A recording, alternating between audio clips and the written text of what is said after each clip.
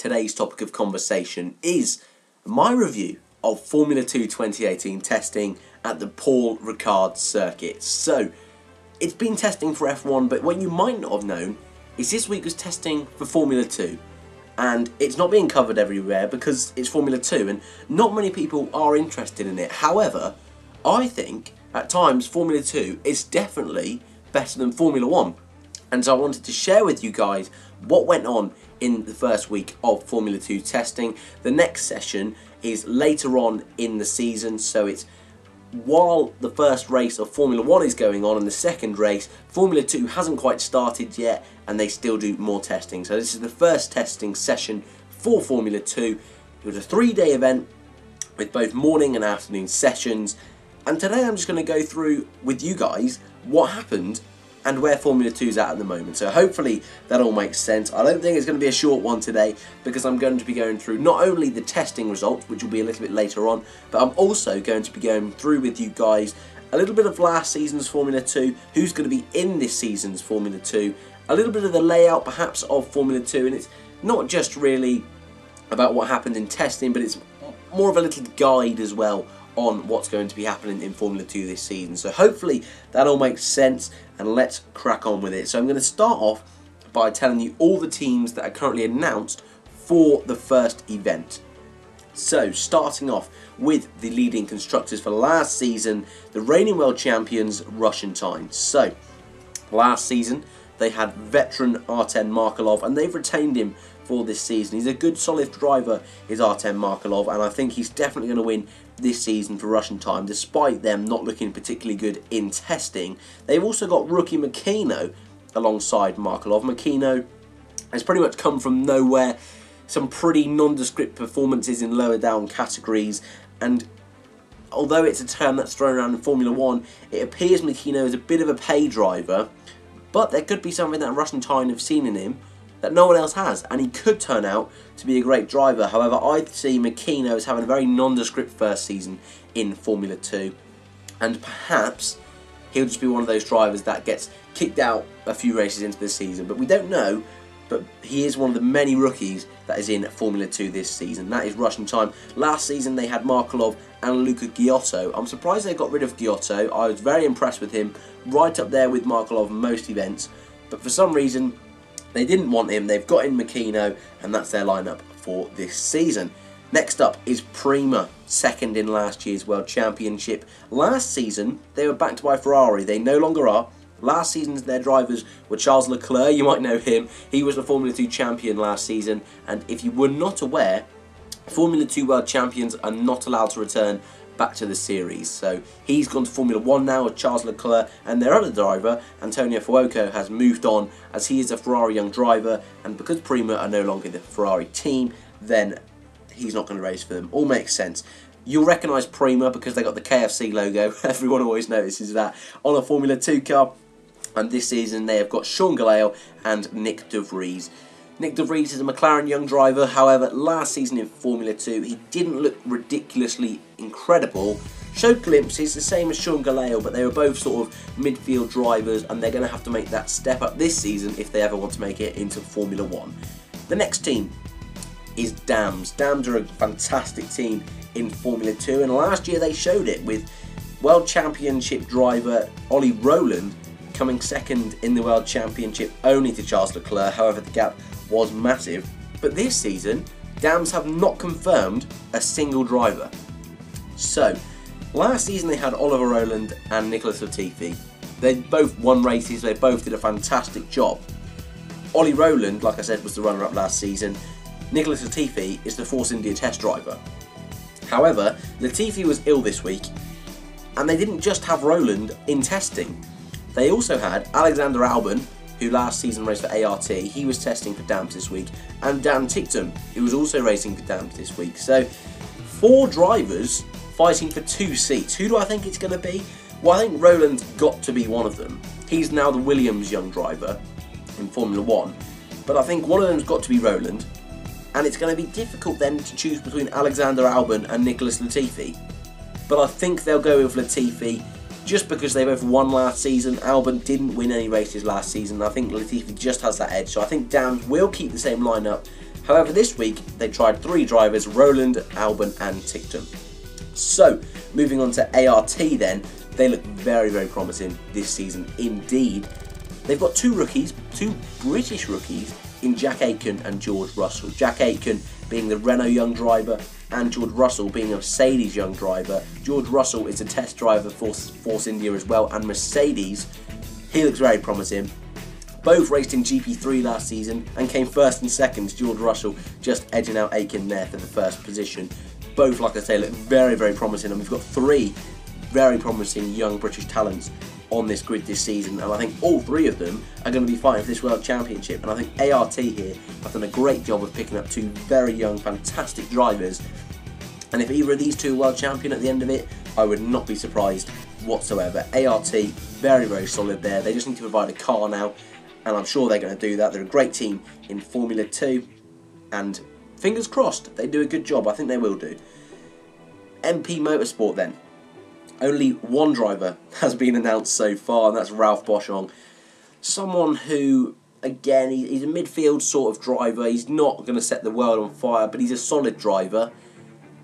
But again, he's nothing too amazing for MP Motorsport. They haven't announced their other driver, so in testing they ran Roberto Merri. You might remember him from Formula 1 back in 2015. He's done a handful of Formula 2 races here and there. He's a seasoned veteran, but he's not going to be winning the World Championship anytime soon. And Ralph Boschung, I think that's the same as well. I don't think he's going to be winning anytime soon. Both of them didn't look particularly incredible in testing, and so MP Motorsport, they have an alright looking car, but they've got to do bits on the track with their drivers. So MP Motorsport doesn't look great, does it, for this season, and especially looking at other talents up and down the grid, it's not looking great at all. The next team is the newly named BWG Arden, and you might think, that looks like the Force India. Well, it does. The same sponsorship of Force India are going to sponsor Arden for this season, and they have got 2 rookies, just like ART had. They have Maximilian Gunther, who came second in Formula 3 last season, and Fukuzumi, who was the GP3 third place behind George Russell and Jack Aitken, who's also a rookie. Both of them look okay. I think just like Aitken and Russell, these guys could prove to be very, very impressive. Fukuzumi as well, it must be noted, he is a Honda and Red Bull sort of young driver. So you might see some pictures of the car, there'll see be a Red Bull logo on one of the drivers' helmets, and that is Fukuzumi, and he is very much linked to a Toro Rosso drive because of the fact he's a Red Bull young driver and a Honda young driver. So that's a clear route to Toro Rosso, and could easily replace Gasly or Hartley in Formula 1 if they do poorly this season. So Fukuzumi has a lot on his shoulders for this season, and Gunther, he's in a big team in Arden. They're not a small team, and this could be good for them. They're very much like a Force India team in Formula 2, and they had a solid drive lineup last year. But do I think they're going to do bits this season? They could. And Formula 2, if you weren't aware, it's not like Formula 1 where every single season it's the same teams at the front. Formula 2 is a much more closer midfield, well, just whole field in general. And so really it's the standout drivers that make it to the front. So those who thought Leclerc only won last season because he was in a Prima who was backed by Ferrari, that's really not the case. It's just driver skill 95% of the time with these teams, and with all these rookies, it's going to be so hard to predict who's going to be coming out on top. But Gunther and Fukuzumi for Arden, not a bad shout whatsoever. Then we move on to Campos with only 1 driver confirmed for them, and that is Luca Giotto, the one who I said earlier I was impressed with last year at Racing Time. This is a good pickup for Campos. Maybe it was more that Giotto didn't want to be a number 2 driver, he wanted to run his own team, and that's why he's gone to Campos. Who knows? But he's a very solid driver indeed, and I wouldn't be surprised if they got another solid driver such as Alexander Albon alongside him for the season. Next up is Trident, Santiago Ferrucci and Ajun Minai. Now I can't really say that one, but Ajun Minai is the Haas F1 development driver. Again, he's someone who is pretty much a nobody throughout racing series. He's been there or thereabouts in Formula 3, and this move to Formula 2 has really come out of nowhere. And Santiago Ferrucci, he's a solid driver. He's another one a bit like Sean Gallel, a bit like Ralph Boschung, who were there in the midfield last season but never setting the world on fire. Trident, think they're going to struggle this season. That driver lineup doesn't inspire me for great things. Moving on then to Carlin, another team I'm very impressed with their driver lineup. So first of all, they've got Sergio Sette Camara, who won one race last season in Formula 2 and started off quite poorly, but at the end of the season really started to pick up some pace. That's when he got his first win in Formula 2. Only, I think it was 12th in the championship, which isn't great. I think we can all agree with that. But getting a win, and like I say, really proving himself at the end of last season, he could do well. And he's alongside Lando Norris, the Formula 3 winner last season, the McLaren young driver, the man tipped for greatness, the man tipped to replace Fernando Alonso in McLaren. So just like Van Dorn was tipped to replace Button, Lando Norris is tipped to replace Alonso, and he definitely could do it. He's looked incredible in testing, and if I was to put money on anyone winning Formula 2 this season, it would be Lando Norris. A fantastic driver throughout Formula 3, even in testing this season in Formula 1, he looks very, very good. And Norris, in Carlin, is a winning formula. And alongside Sette Camara, that's going to be a great drive lineup for them. And I really think we're going to have a good season of Formula 2 this season. And moving on to the final team then, our 10th and last team, the new team on the block that I still can't say their name, Charles Racing, something like that. I believe they're a Croatian team, a Czech Republic team, something like that, Scandinavian sort of team. And they are the Ferrari-backed team this season. So we'll call them Ferrari B team. It's an easier way to do it. Ferrari B team. And this season they have Louis Delatraz and Antonio Fuoco in their car. Is that an inspiring lineup? Not really, in my opinion. Delatraz came 17th last season and Fuoco came 8th last season in Formula 2. Fuoco was destroyed by Charles Leclerc, but both of them have something to prove this season. They've both had very good credentials before coming into F2 last season, and both disappointed. But some drivers, for example, we'll go with Stoffel Van Dorn, in their first season, it goes okay, but doesn't set the world on fire. And the second season, bang, out the blocks, fantastic. So that could easily happen with Delatraz and Fuoco, especially Fuoco as well. He did show signs and glimpses of greatness last season, especially in Monza. Great job he did in Monza, his home race. And if he can bring that form to every race throughout the whole season, that would be very, very impressive indeed. So that was the Formula 2 grid this season. I think if we're looking at race winners this season, we're going to be looking at Ollie Rowland, Jack Aitken, George Russell. Let's go with the Fukuzimi. I think we should be looking at him. I think he could do it, especially with that backing from Red Bull and Honda. Luca Giotto, Artem Markelov, Sette Camara, Lando Norris, and perhaps Antonio Fuoco. Let's see if that Ferrari B team is as good as Prima were last year, being the Ferrari driven team. Some big names, like I say, that still haven't got a seat. Alexander Albon is probably the biggest. We've also got Nobuharu Matsushita, who's also without a seat, but they can easily fit into the 4 seats that are left. And we'll say there's only 2 left because Dams, we think we've sorted that out. So MP Motorsport need a driver and Campos, and that could easily, I'd probably put money on it being Albon and Matsushita, both winning races last season, and both looking very, very solid indeed. So then, let's move on to timing. So, it was a very, very close session in every single one of them, but one name kept on cropping up every single time. Lando Norris. The first 3 out of 6 testing sessions, he was top.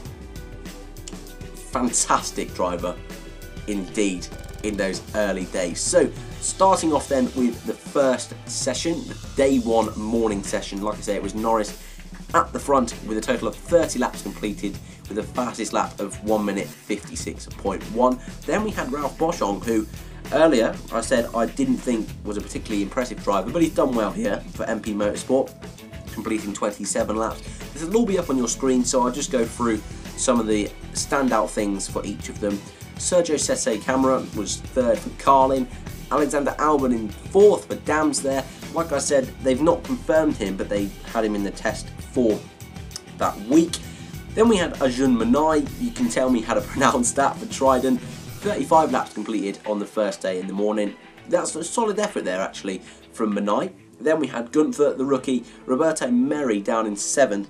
8th and 9th for the two Charles. You can see what I mean where it says team. Charles, how do you say that? Louis Delatraz and Farocco, and then 10th was Santiago Ferrucci, rounding out the top 10 for the day one morning session. We then move on to the afternoon session, and as you can see again, Lando Norris topping the times for Carlin. Tete Camara third again for Carlin, so Carlin looking very strong. De Vries in between those two. George Russell having a go in the afternoon session in 5th, and Jack Aitken as well, both ARTs there in the top 10. We had Fukuzumi 8th at Arden, and Ollie Rowland there rounding out the top 10 in 10th for Dams. Gunther in the top 10 for both sessions as well, so he's looking promising. We have 2 rookies for Arden, 2 rookies for ART, and a fantastic rookie for Carlin and Lando Norris, so I think we could see a second world champion rookie in a row, and I even think the top 5 in the championship could be rookies. I think if we're being honest, I think it'll probably be a top 3 will be rookies, but I don't think people like Markelov and Rowland, who are seasoned veterans now, are as quick as some of these rookies. So the season, just looking at the first 2 days, or the first day of testing, the first 2 sessions, looks very impressive. We now move on to day 2, the morning session. Lando Norris once again, and Tete Camara in the top 3, but this time they're both the top 2. 41 laps and 38 laps completed in the morning session respectively for those two. We then had Jack Aitken in ART in 3rd, great job from him. We also got George Russell once again in the top 10. Louis Delatraz 4th for Churros, we'll call him Churros. That's a good effort from Churros and Louis Delatraz there. Again, it's testing, so I said this in Formula 1. Times aren't really representative. You don't know how quick these cars are, but in Formula 2 it is more of a respectable thing because the cars are so close to each other, and so it's not so much needed to hide pace as such, but teams still do it, and so these stills aren't 100% reliable. Fukuzumi there at the bottom of the times, and Albon again for Dams making it into the top 10. Looking impressive was Albon, outpacing Rowland consistently. We then moved on to day 2, the afternoon session, and Alexander Albon topped the times, so definitely looking impressive for Dams. It was the 2 Carlin boys at the top of, at the bottom of the top 10. Not too impressive, but considering their consistency from the first 3 sessions, you've got to let them off. Roberto Merri there making it into the top 10 in 8th place for MP Motorsport. Fuoco and Delatraz doing very impressive stuff there for Churros. Rowland was 4th for Dams, and Manai, again, it wasn't doing too bad in this week, was Manai. He was 5th there on the afternoon session of day 2. We then move on to the final day of testing, and it's a complete change up again. This time, both ARTs were on top, with George Russell leading the morning session, with Jack Aitken in 2nd, Nick De Vries in a good 3rd place for Prima, and Alexander Albon again doing impressive stuff for Dams. Dan Ticktum there at the bottom doing his running for Dams as well. Both Carlin cars were in the top 10, 6th and 7th for Camara and Lando Norris, and both Ardens again in the top 10, both those rookies, Gunther and Fukuzumi, in 8th and 9th. 47 laps for George Russell and 56 laps just in the morning session for Jack Aitken. Very, very good stuff for ART, over 100 laps completed there, and very consistent. All of the rookies, pretty much all of them in every session so far, made it into the top 10, which is great to see. The only exception is Manai and Makino, but apart from that, all of them are doing it. And then on the final day, the final afternoon, we saw Alexander Albon at the top of the times again for Dams, so Dams really have to consider him as a real candidate for that seat this season. Norris and Albon together was only 1 session, neither of those two finished top 10. Very impressive stuff there. Manai, 2nd for Trident, good effort there. Norris 3rd for Carlin, getting back to where he should be near the top. And then Dan Ticktum 4th for Dams. Even he was impressive in testing, so Dams have really got to think who they want in that car this season, and then Makino finally making it into the top 10 in the final session of testing. Not too bad from all of the rookies, and that is the complete roundup of the first week of testing for Formula 2. A complete sort of different video for you here today on the channel, our first ever Formula 2 video. And if you've made it this far, I just want to ask you something. Was the audio a little bit different today? It shouldn't have been, but I had a big update on my laptop today, and it appears that my mic quality seems a bit different. I don't know, I just want to throw that out there. It changed a lot of my sound settings and stuff, it's completely destroyed them for some reason, doing an update to Windows 10, and I'm just wondering if you guys thought there was any difference between the sound or any of that, but hopefully you guys have enjoyed. Tomorrow I've got coming out my guide to Formula 1 2018, and then I believe around Thursday time I'm going to be doing my career of, and it's going to be a documentary of someone's Formula 1 career. I know who it is.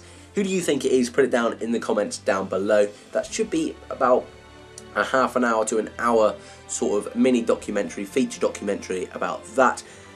But as always, hopefully you guys have enjoyed, and I'll see you in the next one.